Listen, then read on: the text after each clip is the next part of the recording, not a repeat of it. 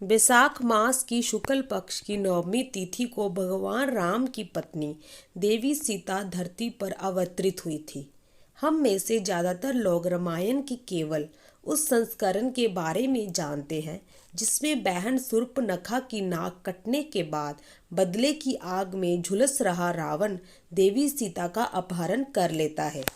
लेकिन भारतीय पौराणिक कथाएं रहस्यों की एक अनोखी दुनिया है।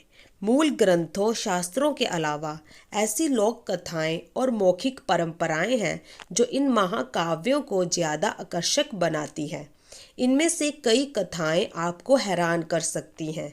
रामायण की पूरी कहानी सीता के अपहरण और भगवान राम और रावण के बीच युद्ध के इर्द गिर्द घूमती है। बहन शूर्पणखा की नाक कटने के बाद रावण ने बदले की भावना से सीता का अपहरण किया था। हालांकि कई लोक कथाओं और प्राचीन ग्रंथों में माता सीता को रावण की पुत्री बताया गया है। ऐसा कहा जाता है कि माता सीता का जन्म धरती से हुआ था। राजा जनक को खेत जोतने के दौरान सीता एक कलश में मिली थी। राजा जनक सीता को घर ले आए और उनकी परवरिश की। उत्तर पश्चिम में रामायण के एक संस्करण के मुताबिक सीता को मेनका की दिव्य संतान कहा जाता है, जिसे राजा जनक ने गोद लिया था। कुछ ग्रंथों में सीता को जनक की असली पुत्री बताया गया है। वेदवती का अवतार सीता। रामायण के कुछ संस्करणों में माता सीता को वेदवती का अवतार बताया गया है। ऐसा कहा जाता है कि एक बार जब वेदवती भगवान विष्णु की उपासना कर रही थी तो रावण उसकी सुंदरता से सम्मोहित हो उठा। रावण ने वेदवती और उसकी भक्ति को बाधित करने का प्रयास किया।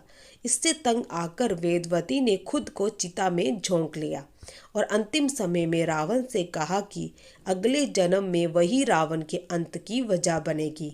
रामायण के इस संस्करण के मुताबिक सीता ही वेदवती का अवतार थी। जैन रामायण का संस्करण।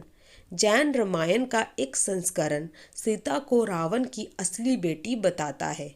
इस संस्करण के अनुसार मंदोदरी को जब सीता के रूप में संतान प्राप्त हुई तो रावण बहुत खुश हुआ, लेकिन जैसे ही ये भविष्यवाणी हुई कि सीता ही रावण के विनाश की वजह बनेगी, उसने तुरंत सीता को कहीं दूर छोड़ने का आदेश दे दिया। हालांकि रावण ने हमेशा सीता के ठिकाने पर नज़र बनाए रखी। जब रावण को पता चला कि सीता किसी जनक राजा को खेत में मिल गई है तो वह बहुत प्रसन्न हुआ कि उसकी बेटी आज भी एक रानी की जिंदगी बिता रही है। जैन रामायण के अनुसार रावण अपनी अपनी बेटी सीता के स्वयंवर में भी शामिल हुआ था। रावण ये जानकर काफ़ी खुश था कि उसका विवाह अयोध्या के राजा राम से हो रही है। 14 साल के वनवास से पहले तब सब ठीक ही चल रहा था। जब रावण को पता लगा कि उसकी बेटी राम के साथ वनवास भोग रही है तो उसने फौरन सीता का अपहरण कर उसे वापस लंका ले आने का फैसला कर लिया।